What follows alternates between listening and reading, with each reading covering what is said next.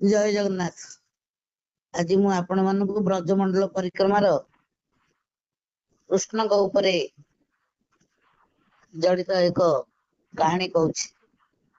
दिने भांडीरी वन रे कृष्णचंद्र सखा मानक धरी पिली दंडा खेल खेलुथिले।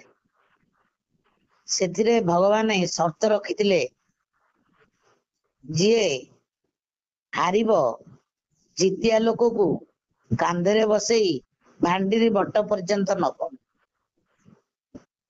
इति अवसरे सुबल टिके गोड़ छोटा भगवान जानी जानी कि हारिले सुबल सहित खेलुथिले। भगवान सुबल ठू हारिले। समस्ते सखा माने जी जीति सी हारिबा सखार कांधे बसी भांडीरी बट बंद जाउचंदी।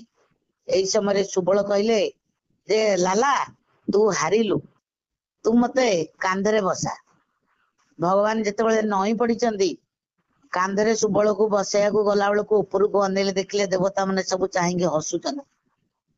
भगवान को टिके अपमान लगी।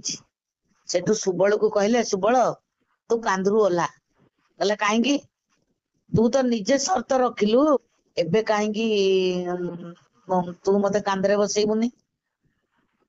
सेठू कहले अरे मु परा भगवान ना तू की भगवान मो एटा हूँ सख्य लीला। तू की भगवान तू तो आमरी भलिया गोटे गोपाल गौड़। तू तो आमर सखा आमे जहा खाऊचु तू खाऊचु आमे संगे बुलुचु आमे संगे खेलुचु आमे संगे सबुआडे जाउचु। तू भगवान केमती हेलु? नाले कौन कहले तू भगवान को केमती जानिमु?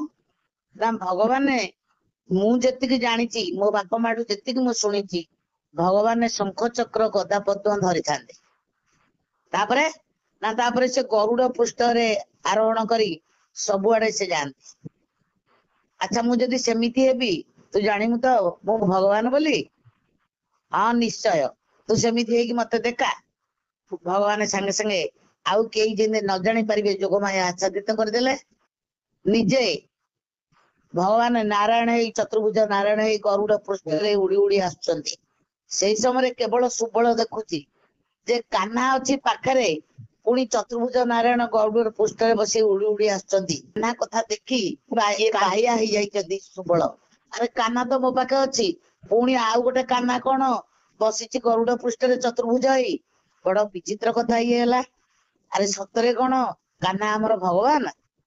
एपरि कही से भयभीत हो जाइछि पुणी संकुचित हो जाइछि। ना ना मु प्रकृति रे लाला को केमती कहूतिली ता पिठरे बसी बोली ये तो स्वयं भगवान बोली कहउचंती। एमती कही किछि समय भगवान पुणी सुबल को मन को मोहि देइचंदी। जोगमाया आच्छादित कर देइचंदी। सुबल सब भूली जाइछि। से कथार प्रतीक पाई आज मध्य भांडीरी वन रे भगवानकर गरुड़ गोविंद गोटे मंदिर अछि।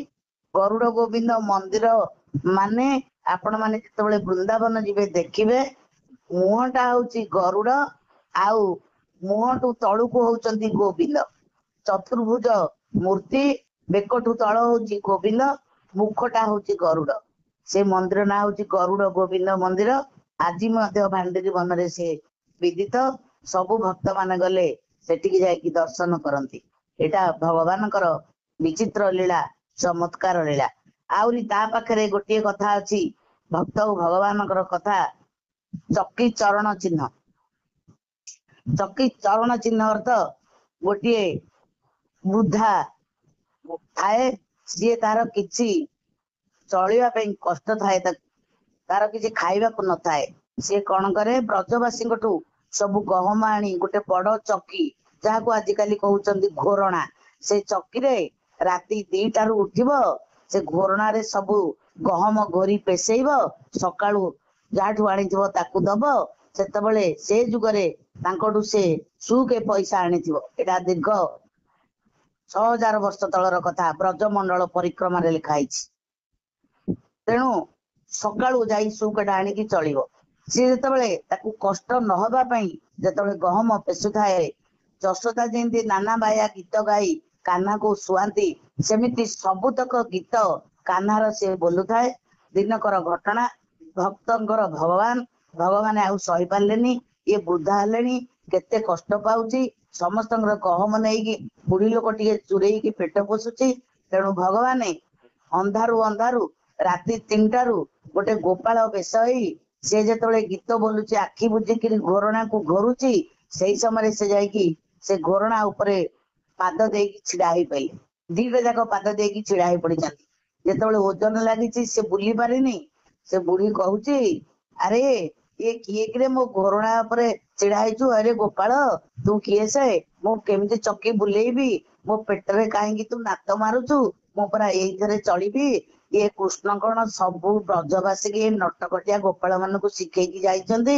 ତୁମେ ମୋ କାମରେ କାହିଁକି ବାଧା ଦଉଛୁ? ତୁ ଗୋପାଳ କିଏ? ସେଠୁ କହିଲେ, ତୁ କାହାର ଗୀତ ବୋଲୁଥିଲୁ?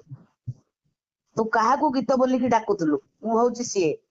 ତଥାପି ସେ ଚର୍ମ ଆଖିରେ ଭଗବାନଙ୍କୁ ଦେଖି ପାରିନି।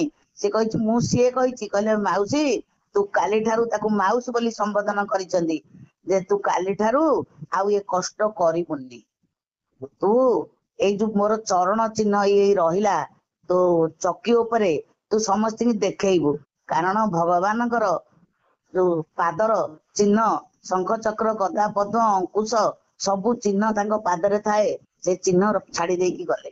କହିଲେ, ସେଇ ଚିହ୍ନ ଯିଏ ଦର୍ଶନ କରିବ ଏଇଠି ପଇସା ପକେଇବ, ତୁ ସେଇ ପଇସାରେ ଚଳିବୁ। ତୁ ଆଉ ଏ କଷ୍ଟ କରିବୁନି। କାରଣ ତୋ ବୟସ ଅତିକ୍ରାନ୍ତ, ତୁ ଅତ୍ୟନ୍ତ ବୃଦ୍ଧା ହେଇଗଲୁଣି। ଆଉ ଇଏ ଚକି ଚଲେଇକି କଷ୍ଟ କରିକି କେତେ ଦିନ ଚଳିବୁ? ମୋର ପାଦର ଚିହ୍ନ ଦେଖି ତତେ ପଇସା ଦେବେ, ତୁ ସେଇ ପଇସାରେ ଚଳିବୁ। ତେଣୁ ସେ ଖୁସି ହେଇଯାଇଛି। ମୋର କି ଅହଭାଗ୍ୟ, ମୁଁ ଆଜି ଭଗବାନଙ୍କୁ ଏଇ ଚର୍ମ ଚକ୍ଷୁରେ ଦେଖିଲି। ଭଗବାନ ଅନ୍ତର୍ଧାନ ହେଇଯାଇଛନ୍ତି। ଆଜି ମଧ୍ୟ ଆପଣ ମାନେ ଗଲେ ଦେଖିବେ, ଭାଣ୍ଡିରୀ ବନରେ ଗୋଟେ ଚକି ଚରଣ ଚିହ୍ନ ଅଛି। ସେ ଚକି ଉପରେ ଭଗବାନଙ୍କର ପାଦ ଚିହ୍ନ ଅଛି।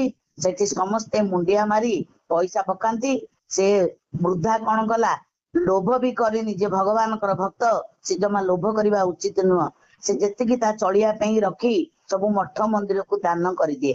ବର୍ତ୍ତମାନ ସେ ପଇସା ଯୋଉ ପଡୁଛି ସବୁ ମଠ ମନ୍ଦିରର ଉନ୍ନତି ପାଇଁ ଯାଉଛି। ଏ ହେଲା ବ୍ରଜମଣ୍ଡଳ ପରିକ୍ରମା